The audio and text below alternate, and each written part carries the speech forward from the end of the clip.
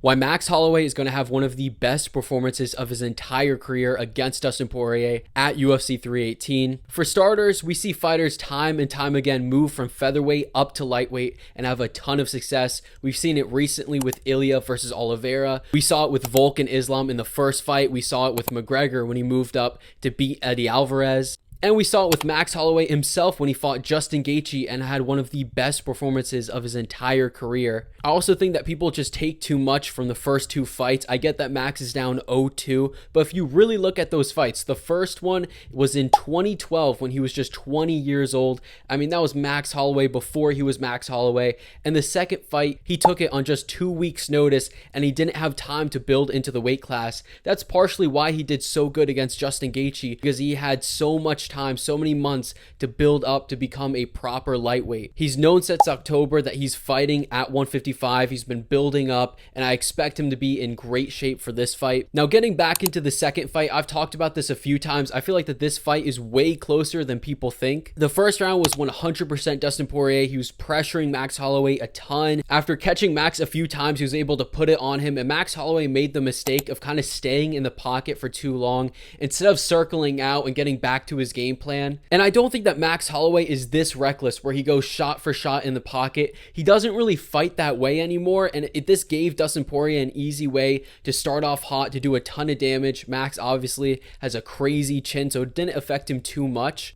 In the second round, people don't talk about it. People only remember Max Holloway kind of getting dropped, but people don't talk about the fact that Max Holloway was clearly winning that round and doing what he does best is he usually starts to the body. He starts in the earlier rounds going to the body, straight shots to the body, and then building up to the head. He was doing this perfectly. He was going to the body of Dustin Poirier, landing really nice shots, and he was winning the first 4 minutes of that round up until he got caught and he thought that the fence was closer to him than it actually was. He fell down, but he wasn't that hurt. It gave an opportunity to Dustin Poirier to close the distance and land some really good shots afterwards, giving him the round. But Max Holloway was clearly winning this round up until the last minute. The best round for Max Holloway was the third round. He did great. Dustin Poirier was really slowing down, partially because of the fact that he had such a high pace first round where he used up a lot of his gas tank and the body shots of Max Holloway. So Max clearly won the third round. And the fourth round is kind of a toss-up round. Max Holloway did a lot better in this round than people give him credit for. And I get people give the round to Dustin Poirier because he landed a knee that cut Max Holloway, which is a pretty damaging shot. But Max Holloway was landing such good strikes throughout the round, and he was up like by 15 strikes or something crazy like that. And he was doing almost just as much damage with his strikes. I would honestly lean Max Holloway in this round. It's tough because of the cut, but he did better in this round than people give him credit for, and I personally think that he won it. And the fifth round was completely even on the feet. Both of them are going back and forth. Dustin Poirier is slowing down. Max Holloway is kind of slowing down a little bit. He's not throwing as much volume as he was in the third and fourth round, but Poirier wins it by just kind of holding him against the cage. And since it was close, pretty much even on strikes, he gets the fifth round. But this was another round that was really close. So we have a fight where Max Holloway won the third and fourth round, and he was winning the second round up until the last minute. Now, I know you could say this about any fight. What if this fighter didn't get knocked out? But I'm just saying this to show that this fight was closer than people think. He won 2 of the 5 rounds, and he won 4 of the 5 minutes in the other round. But with that being said, I do think that Dustin Poirier is a harder matchup for Max Holloway than a fighter like Justin Gaethje, because with Gaethje, his stance, how tall he is,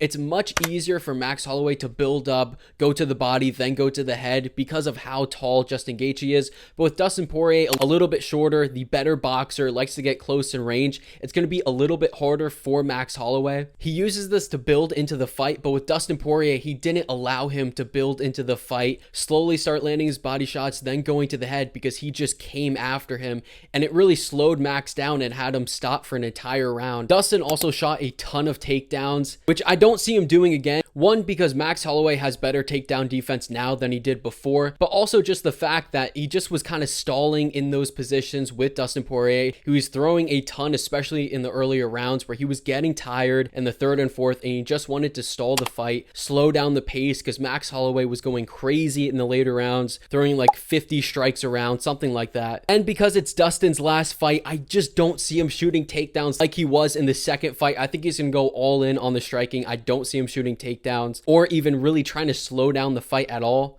So we know that this is definitely going to be a different fight than the rematch. The third fight is going to be much different than the first fight and much different than the second fight. But I'm picking Max Holloway to beat Dustin Poirier for a few reasons. For starters, I think his chin has fully recovered. Everyone gets knocked out by Ilya, and he's coming back about 8-9 months afterwards. He already has a granite chin, and I don't expect Poirier to knock him out. He's had 8 months to build into the lightweight frame, just like he did against Justin Gaethje. He has even more time now, so I think he'll look even better, and he'll fit even better at 155. I don't think that he's going to get held against the cage, which is what really lost him the 5th round. So I do not think that that's going to happen again for a few reasons. I don't think Poirier can hold him against the cage because I think Max Holloway has improved there, and I just don't think Poirier is going to do it because it's his last fight. And this is important because Dustin Poirier was really getting tired in that fight in certain moments, and if he can't slow down Max Holloway, it's just going to get even worse, and it's going to risk the fact that he's just going to get TKO'd, probably like against the fence, maybe not knocked out, but just stopped because of Max Holloway's volume. I also just don't think that he's going to take as much damage in the first round. I think he knows what to expect now with Dustin Poirier,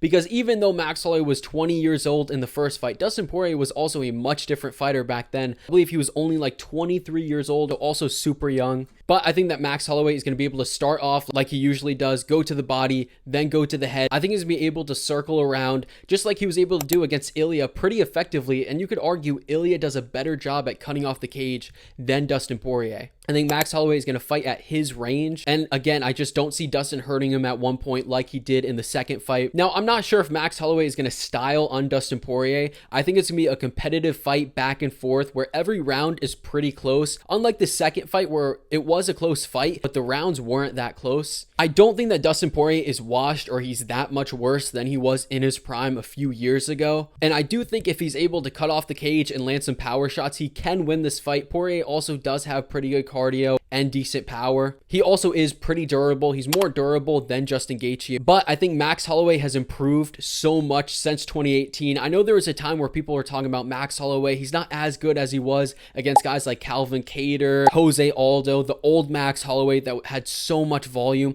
I think he's better now. He doesn't throw as much and he kind of sits down on his punches a little bit more, but I think Max Holloway is so much better in 2025 than he was in 2018. I think Max Holloway will either win a 48-47, maybe a 49-46 decision where he clearly wins the fight, but it is competitive, or he gets like a 3rd, 4th round TKO against the fence when Poirier starts to get tired. But I'm going to lean towards a decision because I don't think Holloway is going to throw crazy volume as he was in the second fight. But yeah, let me know who you're going with. If you're picking Poirier, if you're picking Max Holloway, let me know what you think.